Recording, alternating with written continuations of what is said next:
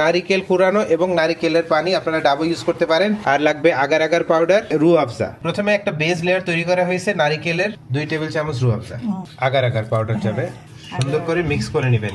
এই চামচের 1.5 চামচ পানি দিছি আমি, খুব বেশি মিষ্টি দরকার নাই আমাদের। রু আফজায় চিনি থাকে। হ্যাঁ বাস, যতক্ষণ না এটা লেগে লেগে আসবে ততক্ষণ এটা নাড়তেই হবে কিন্তু। মানে গাঢ় একটা ইয়ে আসতে একটুখানি আঠা আঠা ভাব হতে হবে, তারপরে রান্নাটা হয়ে যাবে। আরো হবে, এই যে ভারী হয়ে আসছে। এই যে হয়ে গেছে আমাদের এই স্ক্র্যাপটা রান্না করাই। দেখো নারিকেলের যে বেস ছিল সেই বেসের উপরে এখন দ্বিতীয় লেয়ারের জন্য আমরা একটা পাত্রে চিনি নিয়ে নিচ্ছি, তারপর আগার আগার পাউডার, তারপরে দিয়ে দিব আমরা ডাবের পানি বা নারিকেলের পানি দিয়ে এটাকেও কন্টিনিউয়াসলি নাড়তে হবে।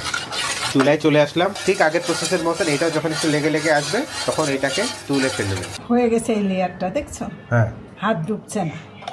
এখন এটা দিয়ে দেবো সাদা লেয়ারটা, এখন এই যে নারিকেলের লেয়ারটা দিয়ে দেবো। এই গরমে ঠান্ডা ঠান্ডা এই ডেজার্টটা এত ভালো লাগে। আমাদের পুডিং এখন পুরোপুরি রেডি। ওয়াও, শিল্পী আন্টি আজকে অনেক খুশি। ঈদ মোবারক। চকলেট ক্যান্ডি এত সুন্দর। খালাম হেভি বানাইছে, কথাই নাই। দেখতে যা সুন্দর, মঞ্চে স্বচ্ছ কাজ, হেভি লাগতেছে। ঈদে বানাইলে বাচ্চা বুড়া সবাই খুশি হয়ে যাবে।